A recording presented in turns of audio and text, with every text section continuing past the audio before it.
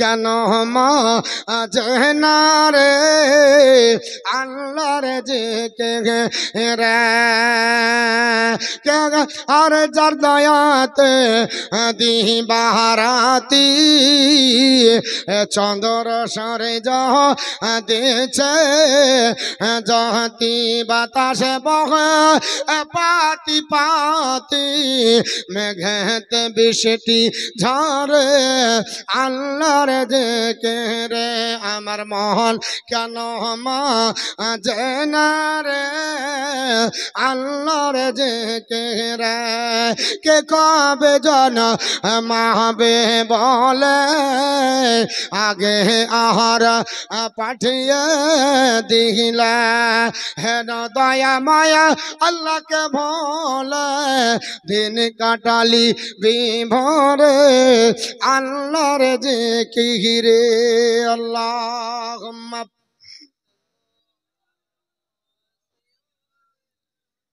মাওলানা ওয়া আলা আলি মাওলানা মুহাম্মদ সাল্লাল্লাহু আলাইহি ওয়াসাল্লাম। আল্লাহর নবীর আপনার সাহাবারা কোরআন পড়তেন। নবী বললেন ওই কোরআনের দুটো আয়াত তোমার সামনে দাঁড়িয়ে ছায়া করবে। তাহলে আমল দরকার আছে না নাই? পড়বো না পড়বো না?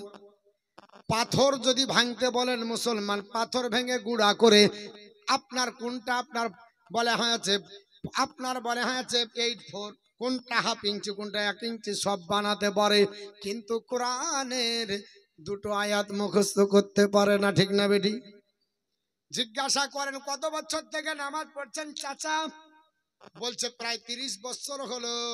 চাচা আত্মা হ্যাঁ তো বলেন, বলে ওটাই হয়নি। দোয়া কুনুত বলে কুল হু আল্লাহ দিয়ে চালিয়ে নি। 60 বছর হয়ে গেল 30 বছরের নামাজি, কিন্তু এখন পর্যন্ত দোয়া কুনুত হয়নি। এরকম নামাজি আছে না নাই? আপনি জিন্দেগি পড়ে ধরে যদি নামাজ পড়েন, পৃথিবীর যদি আকাশের আপনার তাল গাছ সমান যদি মূর্তি নিয়ে আসেন, আর যদি ফতোয়া দিতে বলেন যে আমার বয়স হলো 60 বছর, 30 বছর হলো নামাজ ধরা, তবে দোয়া কুনুত জানি না নামাজ হবে কিনা, তো আপনার ফতোয়া দিবে তোমার একদিনেরও নামাজ কবুল হয়নি। একদিন নামাজ কবুল হবে না। দোয়া কুনুত যদি না হয়, তাহলে বেতরের নামাজ কোনোদিন কবুল হয়নি। আত্তাহিয়াত যদি না হয়, জীবনের 5 ওয়াক্ত নামাজ কোনোদিন হয়নি। কারণ আত্তাহিয়াত পড়া হলো ওয়াজিব, দোয়ায়ে কুনুত বেতরের জন্য ওয়াজিব।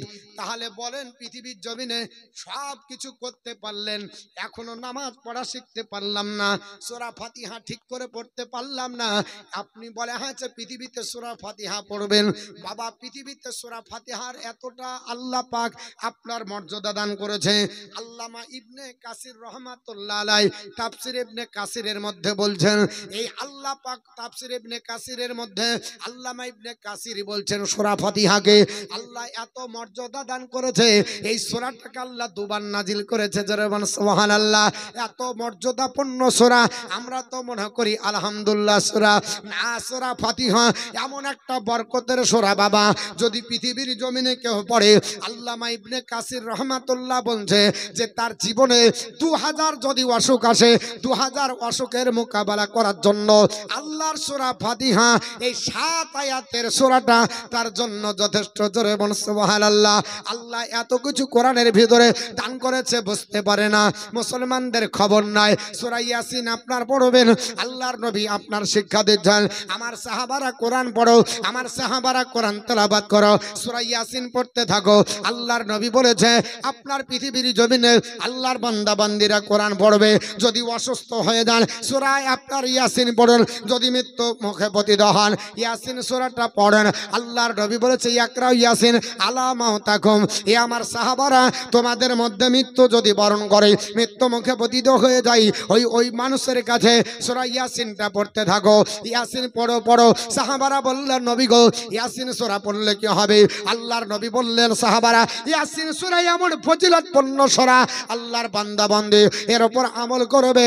এই সূরাটা পড়বে যদি আল্লাহর বান্দারা একবার সূরা ইয়াসিন পড়ে, আমি রাসূলুল্লাহ বলছি তার আমলনামাতে আল্লাহ 10টা কোরআনের খতম তোলার সাবধান করবে। একবার পড়লে 10 খতমের সব পাওয়া যায়। আর মুসলমানের বাড়িতে আপনার কোরআন আপনার বলা হয়েছে পড়ার লোক পাওয়া যায় না, কোরআন স্টাডি করার লোক পাওয়া যায় না। আল্লাহর নবীর হাদিসের উপর ফলো হলো না। আজ মুসলমান নবীর সাহাবারা বিশ্ব নবীর কাছে কোরআনের শিক্ষা নিচ্ছেন, আল্লাহর কোরআন পড়তেছে।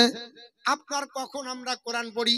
হ্যাঁ পড়ি, শুধু রমজান মাসে একটু জোর দিয়ে পড়ি, তাও এমন করে পড়ি কোরআনে হাত পা ভেঙে দেয়। একবারে আপনার সারা বছর ধরে কোনোদিন পড়েনি, রমজান মাসে কোরআন পড়তে পারবে? আমি বলছি না, নবী বলছে তার কোরআন পড়া ঠিক হবে না। বলে কেন হবে না? আল্লাহর নবী বলছে সাহাবারা, মুসলিম শরীফের হাদিস, আল্লাহর নবী পবিত্র জবান দ্বারা বললেন সাহাবারা প্রত্যেক দিন কোরআন পড়ো, প্রত্যেক দিন কোরআন পড়ো, এবং রাতে দিনে দুবার করে কোরআন পড়ো।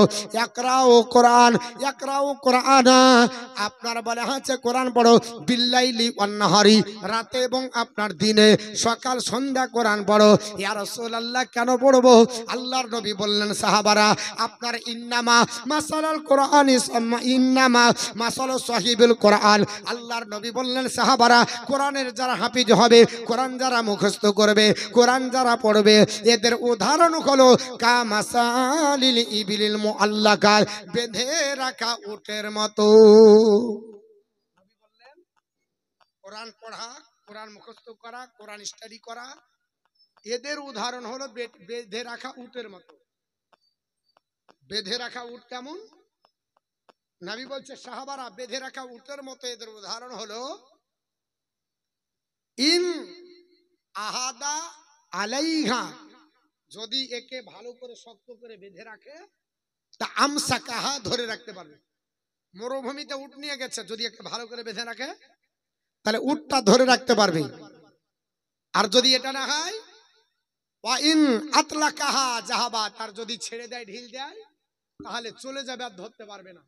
ঠিক তদ্রূপ ভাবে হচ্ছে কোরআন, যদি কোরআনকে শক্তভাবে প্রতিদিন পড়ে তাহলে ধরে রাখতে পারবে, না হলে কোরআন বেরিয়ে গেলে আর ঢুকানো সম্ভব হবে না, মানে কোরআনকে ধরে রাখতে পারবে না। বেঁধে রাখা উটের মতো কোরআন। যদি উটকে ভালো করে মরুভূমিতে না বেঁধে রাখো, মরুভূমিতে উট চলে গেলে ধরতে পারবে না, ঠিক তোমার মেমোরি থেকে কোরআন যদি বেরিয়ে যায় আর তুমি ধরে রাখতে পারবে না। এর জন্য দেখবেন অধিকাংশ হাফেজ জাহেল। কেন? ও মুখস্থ করে নিয়েছে মাদ্রাসার জীবনে, এবার আসার পরে আরো পড়ে না, ও শেষ করে দিয়েছে, ওর আপনার অন্তর থেকে বেরিয়ে গেছে, আর ঢুকাতে পারছে না। ও তো পড়ে না প্রতিদিন। নবী বলছে প্রত্যেক দিন পড়ো, সকাল সন্ধ্যা পড়ো। আর আপনি 1 বছর আগে রোজাতে পড়েছেন, আর এই রোজাই ধরলেন, আপনি রাখতে পারবেন? মুখস্থ থাকবে? পড়ার আপনার গতি থাকবে? সম্ভব ধরে রাখা? কোরআন এত সহজ জিনিস নয়, সাধনা করতে হবে, কোরআন নিয়ে স্টাডি করতে হবে, সবসময় পড়তে হবে। যদি না রাখেন ধরে রাখতে পারবেন না।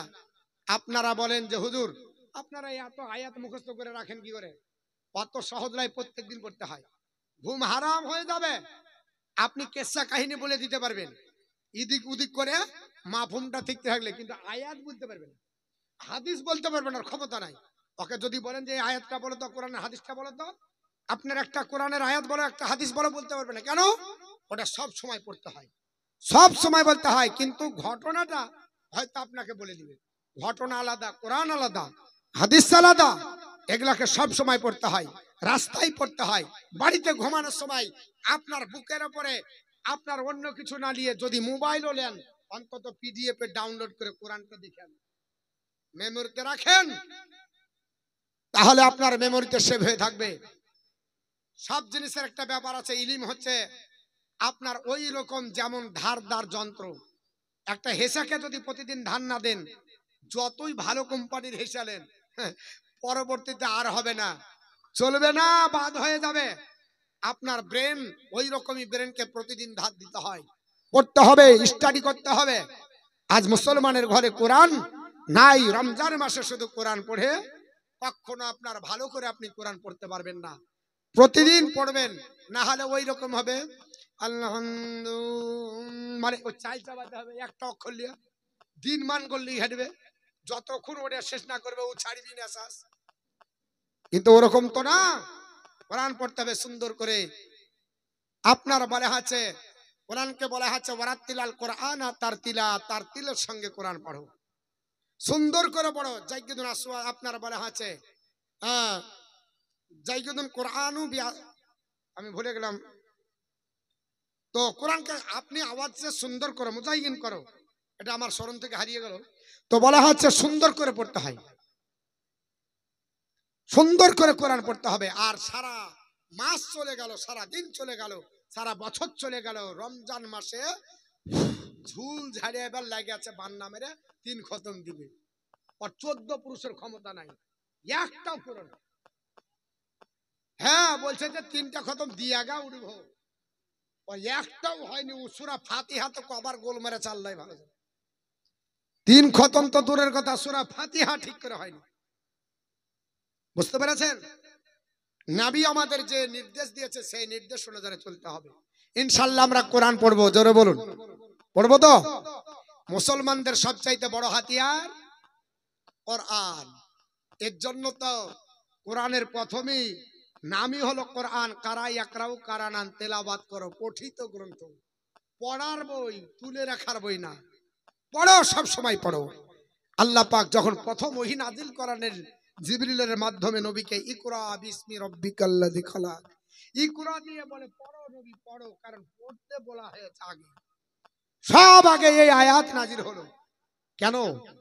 পড়ার উপর জোর দেওয়া হয়েছে। আর আজকে মুসলমানের ঘরে জন্ম নিয়ে কোরআন শিখতে পারলাম না। হ্যাঁ, কয়েকটা বিটি ছেলে কাজ নাই, এরাই মক্তবে ঘুরঘুর করে, তাও যদি যাহাই তাই করে আম্মা পাড়াটা ঠিক করে যদি মোটামুটি কোরআন ধরে তো খতম তোলার লেগে বিঘার তুলে দেয়। হ্যাঁ হুজুর আমার খতম না হলে ও আগিয়ে গেল, আর হচ্ছে না তাও জোরা জোরি পড়বে, দিয়ে কোনোটাই হয় না। হ্যাঁ, কোনোটাই হয় না। সুন্দর করে কোরআন পড়তে হবে। দরুদ শরীফ পড়ুন, আল্লাহুম্মা সাল্লি আলা মাওলানা মুহাম্মাদ ওয়া আলা আলি সাইয়্যিদিনা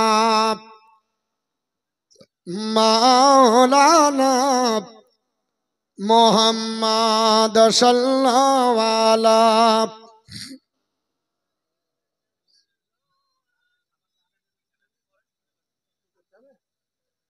ওয়া আলা আলি সাইয়্যিদিনা মাওলানা মুহাম্মদ সাল্লাল্লাহু তাআলা আলাইহি সাল্লাম। তো বাপ কোরআন সম্পর্কেই আলোচনা হবে এবং হাদিস নিয়েই আলোচনা করব।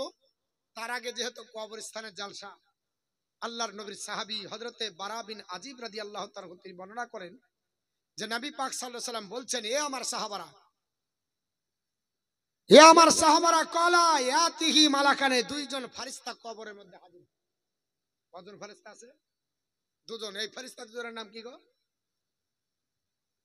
হ্যাঁ, কিরামান আর কাতেবিন। মানে আপনি যা করেছেন ওখানে লিখবে, লড়াই করবেন কিনা।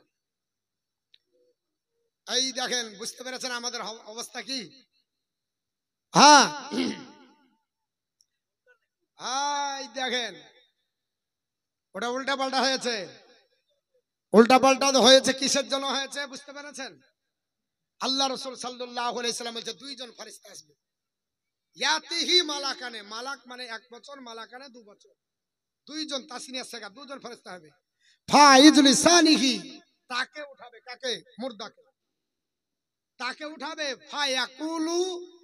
ফায়াকুলানে লাহু, এবং তারা দুজন তাকে জিজ্ঞাসা করবে, মার রাব্বুকা, তোমার প্রভুকে। তা ফায়াকুলু, মুর্দা বলবে রাব্বি আল্লাহ, যদি সে সৎ হয়, আমার প্রভু আমার আল্লাহ। আপনার বলা হয়েছে ফায়াকুলানে লাহু, আবার তাকে জিজ্ঞাসা করবে মা দিনুকা, তোমার দিন কি? ফায়াকুলু, সে বলবে দিনী আল ইসলাম, আমার ধর্ম হলো ইসলাম। যদি ইসলামের উপরে থাকে, ইসলামের উপরে থাকবে, থাকার পরে অন্য জায়গা তো গুজামিল দিবে, তাহলে তো হবে না। ইসলাম কাকে বলে? ইসলাম এর অনেক আপনার সঙ্গে আছে। আগে কয়েকটা প্রশ্নের উত্তর করি, তারপরে আপনার বলা হচ্ছে বলবো। তবে বলা হচ্ছে যে নবী বলছে দিনই আপনার, সে বলবে যে যদি নেককার হয় দিনী আল ইসলাম, বলবে আমার দিন ইসলাম। আবার ফায়াকুলান লাহু, তাকে আবার জিজ্ঞাসা করা হবে এ আল্লাহর বান্দা তুমি বলো, বলে হবে মা হাজার রাজুল আল্লাহ জি বুইসা ফিকুম, এই হাদিসে এটা আছে, অন্য হাদিসে মা তাকুল ফি হাক্কি হাজার। আর এই হাদিসটাতে বলা হয়েছে জিজ্ঞাসা করা হবে মা হাজার রাজুল আল্লাহ জি বুইসা ফিকুম, এই মানুষটাকে চিনো, এটা কে যা তোমাদের ভিতর থেকে তোমাদের কাছে পাঠানো হয়েছে, বলে এটা কে? নবীকে দেখানো হবে। সঙ্গে সঙ্গে কলা আপনার ফায়াকুলু, সঙ্গে সঙ্গে ওই আল্লাহর বান্দা যদি নেককার হয় বলবে হুয়া রাসূলুল্লাহ সাল্লাল্লাহু আলাইহি সাল্লাম, ইনি হচ্ছেন আল্লাহর রাসূল। এই তিনটি প্রশ্নের উত্তর দেওয়ার পরও জান্নাত জাহান্নামী ডিসাইড হবে। ভালো করে বুঝুন, তিনটি প্রশ্ন হবার পরও জান্নাত জাহান্নামী হলো না।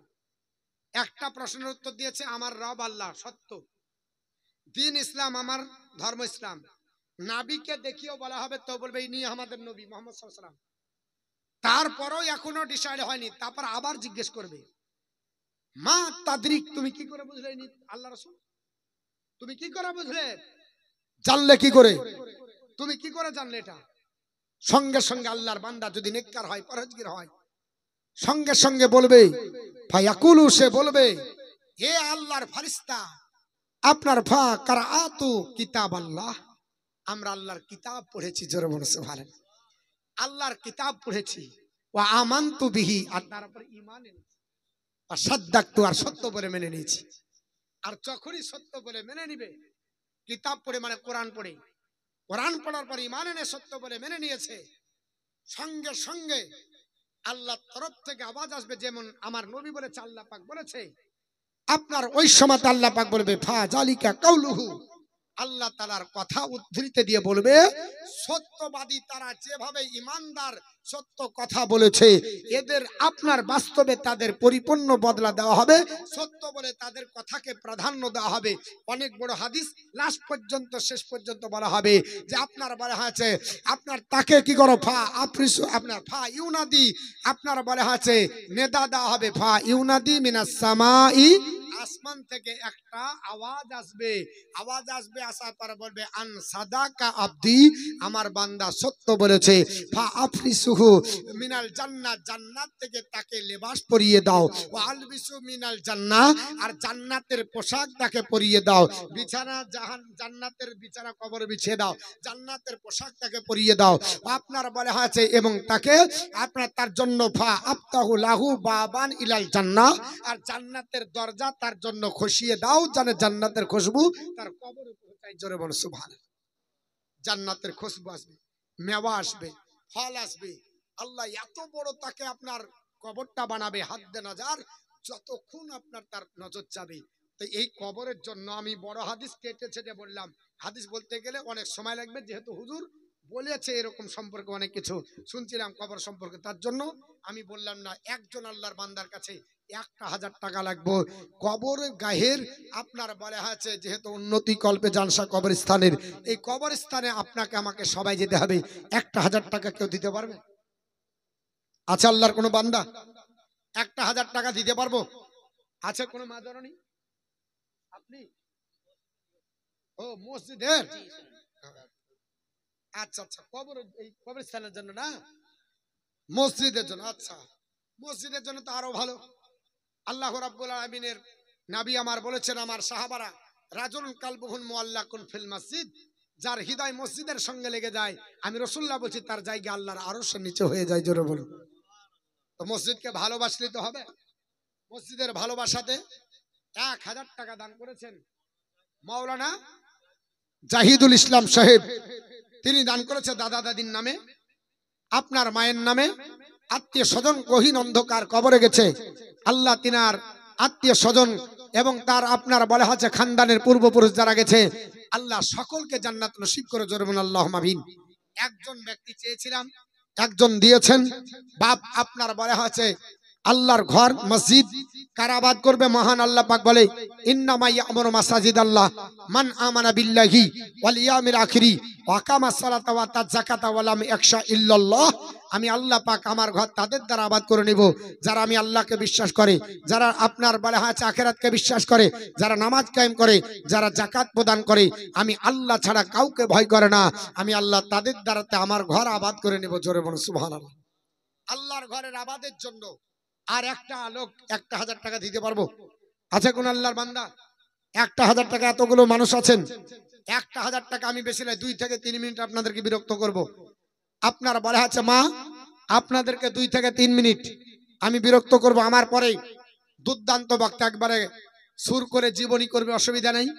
আমি আপনাদেরকে কয়েকটি আমলের কথা বললাম, যেহেতু কবরস্থানের জালসা বলেছিল, আমাকে যখন দাওয়াত দেয় হুজুর কবরস্থানের জালসা, তো আমি ভাবছি যে কবরস্থানে তার মানে কবরের সম্পর্কে বেশি, একটা আমল সম্পর্কে বেশি বলতে হবে।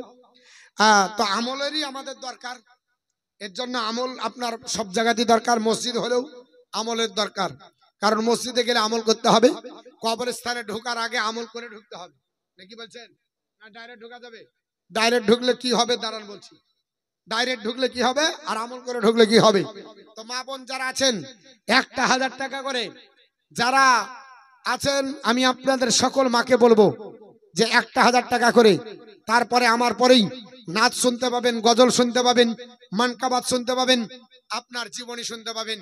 আমি আপনাদের কাছে হাদিস কোরআন নিয়ে আলোচনা করছি এবং হাদিস কোরআন নিয়েই ইনশাআল্লাহ আলোচনা করব, কারণ বর্তমান যুগে এখন আমলের খুবই অভাব, মানুষ জনসংখ্যা বেড়েছে, জালসা বেড়ে গেছে, আমল বাড়েনি। এখন আপনার বলা হচ্ছে বক্তাও বেরিয়েছে, কিন্তু বক্তার আমলের বক্তা বেরিয়েনি, আমল করা বক্তা কম। আপনার বলা হচ্ছে বক্তা বেরিয়েছে, হাদিস কোরআন বলা বক্তা কম, এরকম হচ্ছে না? সবাই আপনার বলা হচ্ছে হাদিস কোরআন থেকে এড়িয়ে যাবার চেষ্টা করছে, কারণ হাদিস কোরআন বলতে গেলে একটু কথাটা একটু শক্ত হয়, কর্কশ হয়, এর জন্য আপনার গজল নাথ বললে মানুষ ভালো লাগে, মনোরঞ্জন হয়, এর জন্য আপনার আমারও জালসা করতে সুবিধা হয়। কিন্তু বাপ আমাদেরকে চলে যেতে হবে কবরে, কিয়ামতের দিন আল্লাহ পাক বলবে তোকে যে পাঠাইছিলাম, নামাজ তো পড়েছিস, যা করেছিস করেছিস, একটা নামাজি বানাতে পেরেছিস? হ্যাঁ কি নাম? মারজুম, মারজুম 1100 টাকা আল্লাহ দান করে, আল্লাহ এই তোমার মসজিদে দান করেছে, দান কবুল করে জোরমান আল্লাহ আমিন। আরেকজন 100 টাকা। তা আল্লাহ যদি বলে একটা নামাজি বানাতে পেরেছিস, আর উত্তর দিতে যদি বলি যে আল্লাহ বছরে তো 365 দিন, কিন্তু আমার তো চাহিদা ভালোই ছিল, 200 টাকা করে জালসা করেছি, তো দিনে যদি একটাও না হয় অন্তত বছরেও যদি একটা করি, তো আজ আপনার 2012 থেকে রানিং হয়েছি, 25 চলছে, তাহলে 13টা নামাজি বানাতে পারতাম, কি বলছেন? তো 13টা যদি হয় তাহলে কতটা হলো? আর যদি 30 বছর জালসা যদি করতে পারি, তো 30টা হলি তো অন্তত পক্ষে 30টার ভিতরে একটা জান্নাতি হলি তো আমার পেয়ার হাপা, কি বলছেন? অন্তত পক্ষে একটা তো বছরে নামাজি বানাতে। আর যদি সারা জীবন না আপনার বলা হচ্ছে জালসা করে নামাজি যদি না বানাতে পারি, ও জালসা করে কিছুই লাভ হবে?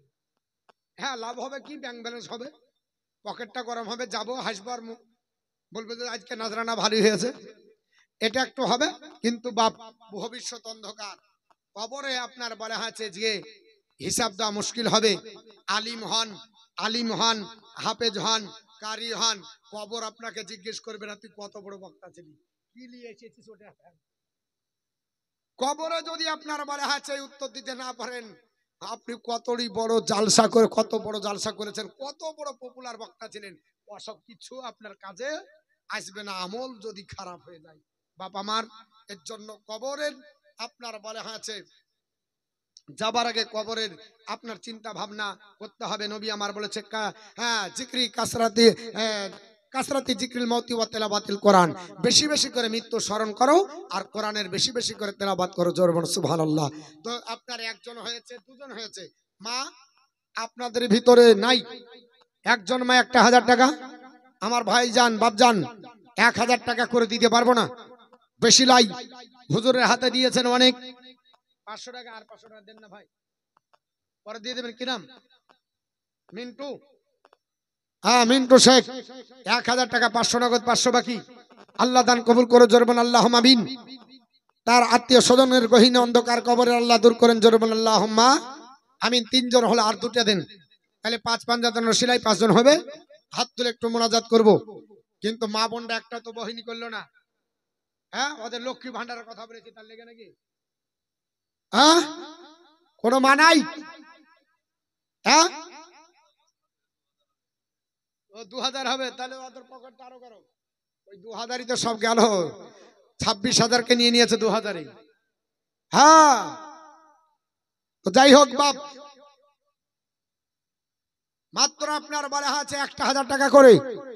5টা মা, আপনাদের ভিতরে আর 2টো লাগবে, 3টে হয়েছে, আর 2টা 5 পাঞ্জা 13 সেলাই। মাত্র দুজন ব্যক্তির কাছে আপনার 1,000 টাকা করে। এমন কিছু বেশি চাইনি। মসজিদের জলসা, মসজিদে যাবেন, নামাজ পড়বেন। মসজিদ দেখাও ইবাদত, মসজিদের কথা চিন্তা ভাবনা করা ইবাদত। মসজিদ খুব পবিত্র জায়গা। এই মসজিদে দান করলে ইনশাআল্লাহ এই দানের বদলা আপনি পাবেন। আল্লাহ রাব্বুল আলামিন বলেছেন পবিত্র কোরআনে, ইন্নাল্লাহ আশতারা মিনাল মুমিনিনা আনফুসাহুম ওয়া আমওয়ালাহুম বিআন্না লাহুমুল জান্নাহ। আমি ঈমানদারদের জান আর মালকে কিনে নিয়েছি জান্নাতের বিনিময়ে। জোরে বলুন সুবহানাল্লাহ। আপনি যদি আর আমি যদি ঈমানদার হই, তাহলে আমাদের জান আর মাল আমরা আল্লাহর কাছে বিক্রি করে দিয়েছি। কার কাছে বিক্রি করেছি? আল্লাহর কাছে। আল্লাহ বলছে যে ইন্নাল্লাহ আশতারা মিনাল মুমিনিনা আনফুসাহুম ওয়া আমওয়ালাহুম বিআন্না লাহুমুল জান্নাহ। আমি ঈমানদারদের জান আর মালকে কিনে নিয়েছি। কিসের বিনিময়ে? জান্নাতের বিনিময়ে। তাহলে আমরা ঈমানদার যদি হই, আল্লাহ রাস্তায় জান্নাত দেব। যদি আমরা আপনার বলা হয়েছে ঈমানদার হই, আল্লাহ রাস্তাতে জান্নাত দিতে পারলে আমরা অর্থ দিব, টাকা দিব। ঠিক না ঠিক বাবা? টাকা দেওয়ার মতো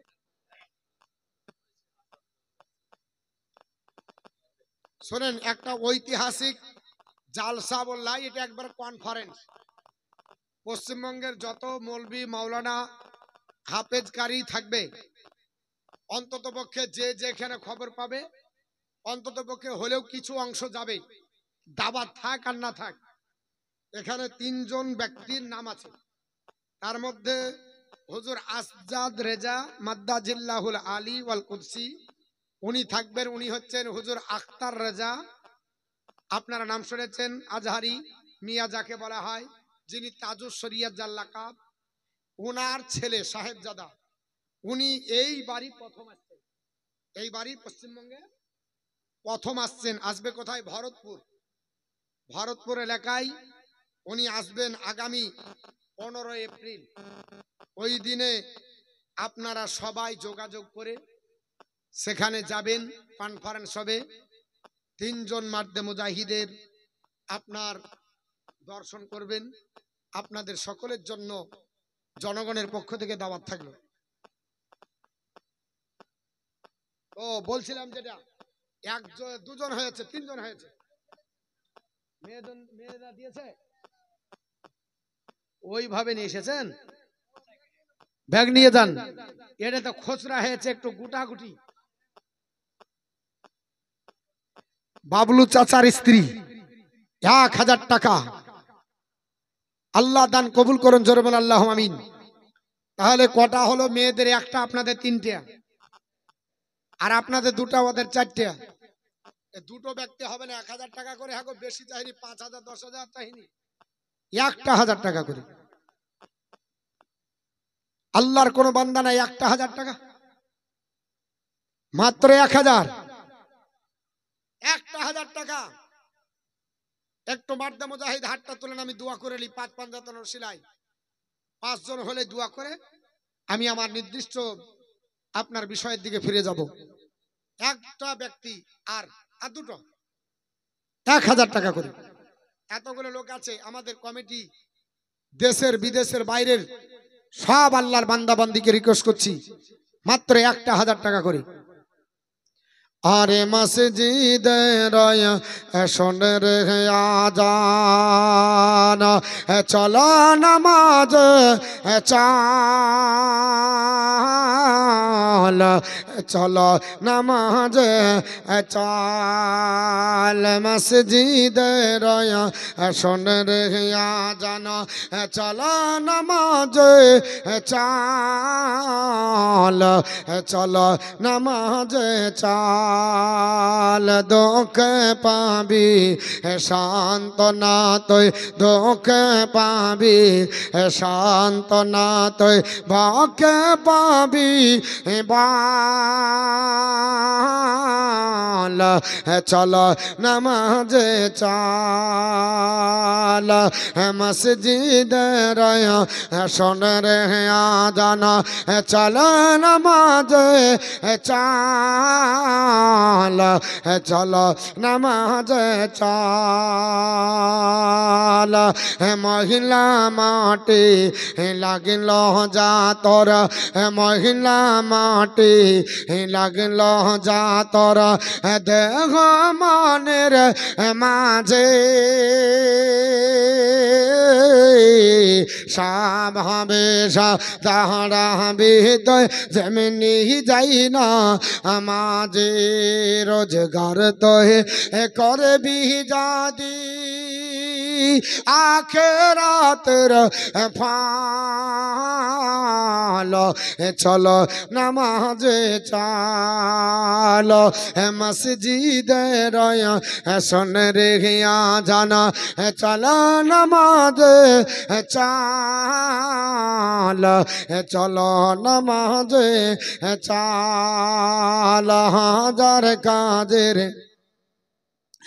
অহসিলাতে হাজার কাজের অহসিলাতে নামাজ করিস কাজা খাজনা তাহারে দিলে না তো জেনে দিন দুনিয়ার রাজা তাহারে পাঁচবার ডাকিবি বলে তা তুই মনে চাল চলো নামাজে চাল আল্লাহুম্মা সাল্লি আলা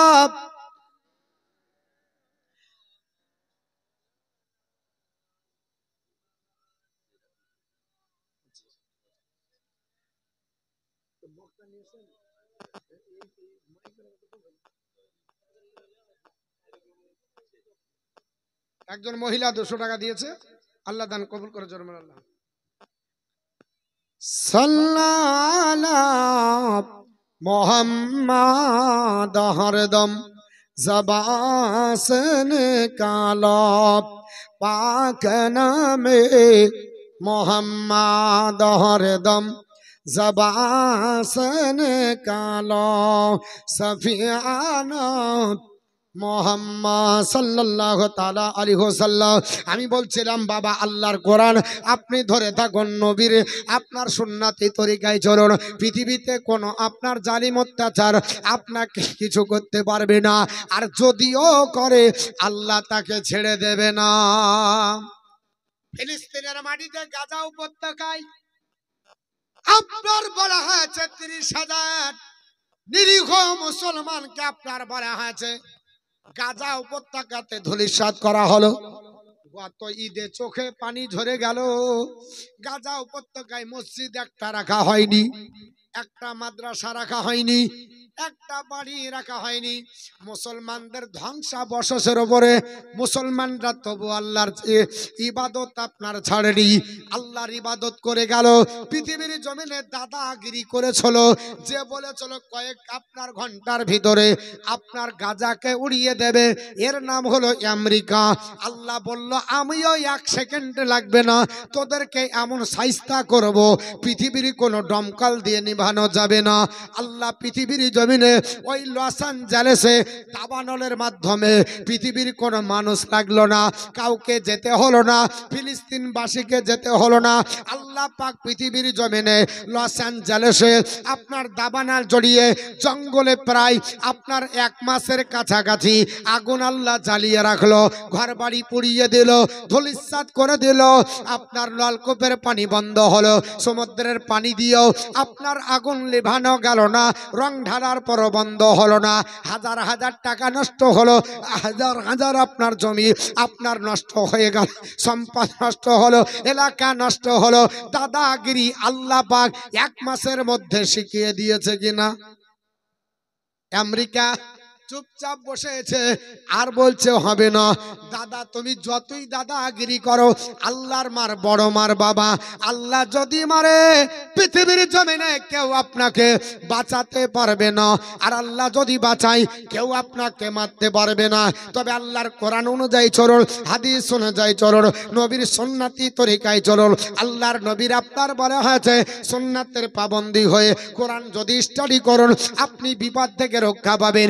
এর প্র্যাকটিক্যাল একটা পাকিস্তানের বুকে ভূমিকম্প হয়ে চলো, এই ঘটনাটা আপনাদেরকে আমি অনেক দিন শুনিয়েছি, তবে আবার একটু শুনিয়ে দিই আপনাদের স্মরণের জন্য। রমজান মাসে আপনার ভূমিকম্প হয়ে গেল 2005 সালে বাবা। জায়গাটার নাম হলো পাকিস্তান। কয়েকদিন আগে যেমন ভূমিকম্প হয়ে মায়ানমারের আপনার বড় হয়েছে বিল্ডিং আপনার ধূলিসাৎ হয়ে গেল। 10 তলা বিল্ডিং, 20 তলা বিল্ডিং, 30 তলা বিল্ডিং এর উপরে সুইমিং পার্ক করা ছিল। পার্কের পানি পড়ে সবাইকে ধূলিসাৎ করতে আমার আল্লাহ পাকের বেশি সময় লাগেনি, ঠিক না বেঠিক বাবা? আল্লাহ পাক বলে বান্দা বান্দি আমার যদি হয়ে দাও তাহলে কোনো চিন্তা নাই। নবী আমার যেমন বলেছে মান কানা লিল্লাহি, যারা আল্লাহর হয়ে যায় কানাল্লাহু লাহু, আমার আল্লাহ তার হয়ে যায়, আমার আল্লাহ যার হয়ে যায়। ওয়াকুল্লা সাইয়িনান ফান্নাস, সমস্ত সৃষ্টি জগৎ তার হয়ে যায়। পৃথিবীর জমিনে ভূমিকম্প হলো, আপনার সব থেকে গেল বিল্ডিংটা মায়ানমার থেকে ধ্বংস হয়ে পড়ে গেল, কাত হয়ে পড়ে গেল, হাজার হাজার মানুষ মারা যাচ্ছে। এই রকম কোন দুর্যোগ দেখা যায়? এই রকমই বাবা পাকিস্তানের বুকে 2005 সালে দ্বিতীয় রমজান মাসে ঘটে চলো। রমজান মাসে দ্বিতীয় তারিখ, চতুর্দিকে রমজানের আপনার বলা হয়েছে প্রোগ্রাম চলতেছে, রোজা রেখেছে মানুষেরা। মাগরিবের পরে ইফতার করার পরে আল্লাহর বান্দা বান্দিরা নামাজের জন্য অনত হবে, নামাজ আপনার আদায় করবে, নামাজ তারা পড়বে। এবং পৃথিবীর জমিনে আপনার নামাজ যদি না পড়েন কিন্তু বাবা আল্লাহকে ডাকলে শুনবে না। আমার আল্লাহ পাক বলেছে বান্দারা শুনে রেখে দাও, বান্দি বান্দা বান্দি শোনো, আমি আল্লাহ পাক বলছি ওয়াস্তাইনু বিসসবরি ওয়াসসালাহ, তোমরা নামাজ আর ধৈর্যের মাধ্যমে আমি আল্লাহর কাছে তোমরা প্রার্থনা করো। আল্লাহর কাছে সাহায্য চাইবো, প্রার্থনা করব কিসের মাধ্যমে? নামাজ পড়ে ধৈর্য ধারণ করে। ওয়া ইন্নাহা লাকাবিরুন, আর এটা কিন্তু খুব কঠিন বাবা, এটা সবার দ্বারা হবে না। ইল্লা আলাল খাশিন, নিশ্চয় যারা বিনম্র হবে ভদ্র হবে তাদের জন্য কঠিন হবে না। নম্রর জন্য কঠিন নাই, ভদ্রের জন্য কঠিন নাই, কিন্তু বাবা পৃথিবীর জমিনে অধিকাংশ মানুষের জন্য কঠিন। সব পারবে কিন্তু নামাজ কিন্তু পারে না, নামাজ কিন্তু পড়ে না, আল্লাহকে ডাকে না। আমার আল্লাহ পাক বলছে বান্দা বান্দি নামাজ পড়ে ধৈর্যের মাধ্যমে আমি আল্লাহর কাছে ডাকো। মাগরিবের নামাজ পড়ে সেই আপনার বলে হয়েছে ওই আপনার পাকিস্তানের মাটিতে সবাই আপনার বিভিন্ন কাজে আপনার ব্যস্ত হয়ে যায়। আল্লাহর বান্দা বান্দিরা আপনার বলে হয়েছে নামাজ পড়ে আপনার দোয়া দরদ করে না। দেখছিলাম সেদিন রমজান মাসে নামাজের স্ট্যাটাসে দিয়েছে এটা হলো 5G নামাজ।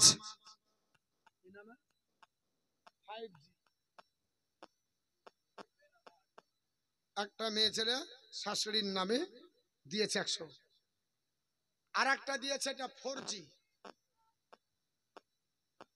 একটা বা আমাকে দেখাচ্ছে, বলছে হুজুর দেখেন কি দিয়েছে, তো বলে কি, মানে ফোন করছে দিয়া ছেলেরা করেছে উপহাস করে নামাজকে, যে রমজান মাস আসছে তো তো আচ্ছা নামাজের একটা ইমাম লাগবে, বলে হ্যাঁ তো ইমাম লাগবে, কেমন ইমাম নেবেন, কি দামের ইমাম? 500 টাকা দান করেছে জাহানারা বিবি, আল্লাহ দান কবুল করে জরমের আল্লাহ। তো বলছে যদি 30,000 টাকা দেন তাহলে নামাজ আপনার 20 মিনিটে শেষ হবে, আর যদি বলেন এর থেকে কম দিব, বেতন যদি কম হয়, যদি 20,000 দেন তাহলে নামাজ শেষ করতে আধা ঘন্টা লাগবে, আর যদি 10,000 দেন তাহলে 1 ঘন্টা লাগবে। কয় রকম নামাজি আপনি ইমাম নেবেন? সব রকমই আছে, এটা কোটা অনুযায়ী, মানে স্ট্যাটাসে দিয়েছে উপহাস করে, মানে আমাদেরকে উপহাস করছে। 4G 5G নামাজ, এই যে হাই স্পিডে নামাজ পড়ছে, নামাজ হবে? নামাজ হবে না। নামাজ পড়তে হবে খুশু খুজুর সঙ্গে, যেখানে যা দরকার সেই অনুযায়ী টাইম দিতে হবে। আর ইমাম সাহেব মনে হচ্ছে হাই স্পিড গো, কোনো জায়গায় দাঁড়ায় না, ও ঠিক ফরজ নামাজটা ধীর মস্তিষ্কে পড়ছে, বেতেরও ঠিক আছে, আর যাহা দাঁড়িয়ে যা বলছে এবার তারাবি, তো কে কত জোরে স্পিডে পারবি। ইমাম সাহেব এক দমে পারে না যে দুটি আসরা শেষ করে, বুঝাই যায় না, লাস্টে ওরা দল দিন ওখানে যা বুঝাই দিচ্ছে, মাঝে যে কি গোল মারলো আর বোঝা যায় না। আর নামাজিরা বলছে যে আমাদের গায়ে ইমাম বলে কেন 20 মিনিটে শেষ করেছে, বিশাল ব্যাপার। বলছি শুনে রেখে দেন, যার 20 মিনিটে তারাবি হয়েছে ঘুরিয়া পড়তে হবে, একটাও হয়নি, শুনে রেখে দেন, হবে না।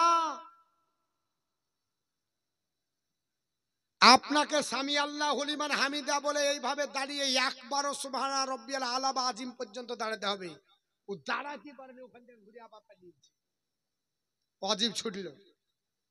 সেজদা দেওয়ার পর দাঁড়াতে বসতে হবে একবারও সুবহানা রাব্বিয়াল আলা বা আজিম পর্যন্ত। তো শুধু বলছে আল্লাহু আকবার, আল্লাহু আকবার হবে। আর আপনারা বলছেন খুব ভালো ইমাম পেয়েছে, দারুণ স্পিড, ঢালিয়া ফেলে দিছে রে, ঢালিয়া ফেলে দিছে। হ্যাঁ, ওই স্কুল পড়ার মতো এক জায়গায় গেছি, বলছে হুজুর আপনারা মৌলবি মানুষ স্কুল পড়তে পারেননি, দেখেন যিনি পালা লাগিয়ে দিয়েছি। তা বলছে আপনি কি করে কুল পড়লেন, তোমার ও ধরে আছে গুছি চলিয়ে চলেছে, কুল কুল কুল কুল মানে ছেড়ে চলেছে। আমি বলছি আপনার একটাও কুল পড়া হয়নি মানে, বলছে কুল হু আল্লাহু আহাদ আল্লাহু সামাদ লাম ইয়ালিদ ওয়া লাম ইউলাদ ওয়া লাম ইয়াকুল লাহু কুফুয়ান আহাদ, তারপরে একটা ফেলে দেখি আপনি উচ্চারণ করে বাপের বেটা কটা কুল পড়েন। ওর জায়গায় এতড়ি পড়ে আছে আর আমার জায়গায় 10টা, বুঝতে পেরেছেন, ও ছেড়ে চলেছে গুছি, মনে হচ্ছে তসবিহ গুনছে।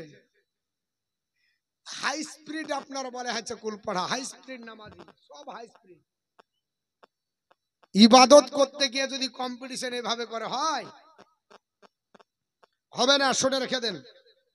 নামাজ আপনার খুব ভাইটাল ইবাদত, এমন করে আপনার বলে হচ্ছে কোরআন পড়তে হবে যেন কোরআনের সবটা স্পষ্ট হয়। রুকু সেজদাতে টাইম দিতে হবে, সামি আল্লাহ লিমান বলে হামিদা বলে টাইম দিতে হবে, সেজদার মাঝে টাইম দিতে হবে, না হলে হবে না। নামাজও পড়ছে, চিন্তা ভাবনা করছে তাড়াতাড়ি নামাজ পড়ে শেষ করে যেতে হবে। আল্লাহ পাক বলছে আয় আমার বান্দা বান্দি শোনো, সূরা বাকারার আয়াত নাম্বার 238 আল্লাহ পাক বলছেন হাফিজু আলা সালাত, প্রত্যেক নামাজের প্রতি যত্নবান হও। যত্নবান কি করে হবেন? আচ্ছা যত্ন কাকে বলে বলেন তো? আপনাকে যদি বলে এই লোকটার যত্ন করো, তার মানে কি লোকটাকে ফেলিয়ে রাখা না 3 বেলার মধ্যে 1 বেলা খাবার দাও? ভালো করে বুঝেন, প্রত্যেক নামাজের প্রতি যত্নবান হও মানে নামাজটাকে সঠিকভাবে সঠিক টাইমে নির্দিষ্ট সময়ে এবং আপনার পরিপূর্ণভাবে আদায় করো। আর সলাতুল উস্তা বিশেষ করে মধ্যবর্তী নামাজ আসরের নামাজ, ওয়া কুমু লিল্লাহি কানিতিন, আর আল্লাহর কাছে দাঁড়িয়ে যাবে বিনম্রভাবে, একবার সারেন্ডার হয়ে দাঁড়াও।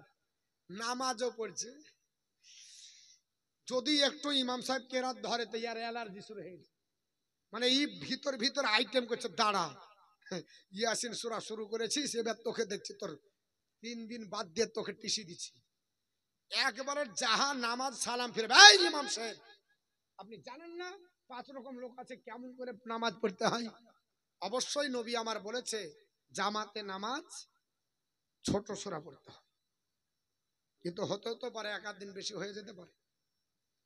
আর আপনি আর বলে হচ্ছে আপনি ওর উপর মেজাজ ঝাড়লেন, দোয়া করতে যা যদি লম্বা হয় মৌলবীর ওপর খবর আছে, হ্যাঁ তোমার নাহি কাজ নাই, যাইয়া বাড়িতে যে তুমি পড়োগা দে করোগা, ওর কাজ নাই, ও শুধু চার দোকান যোগাবে।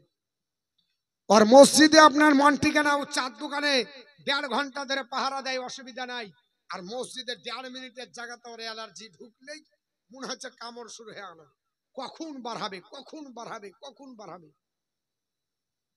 হয় না হয় না বাপ? হয়। শুনে রেখে দেন, নামাজ আপনার পড়তে হবে। আল্লাহ রাব্বুল আলামিন বললেন আমার বান্দা বান্দি শোনো, ওয়ামুর আহলাকা বিসসালাত, তোমরা আহলে বর্গকে তোমার পরিবার পরিজনকে নামাজের জন্য তাগিদ করো, নামাজের নির্দেশ দাও। ওয়াস্তাবির আলাইহা, আর তা নামাজের নির্দেশ দেওয়ার পর নিজেও নামাজের প্রতি অটুট থাকো। নিজেও নামাজ পড়ো, তোমার আহলে বর্গদেরকেও নামাজের প্রতি নির্দেশ দাও, নামাজের প্রতি আহ্বান করো, নামাজে ডাকো, নামাজ পড়তে বলো। আপনার বলা আছে নামাজ নিজেও পড়তে হবে।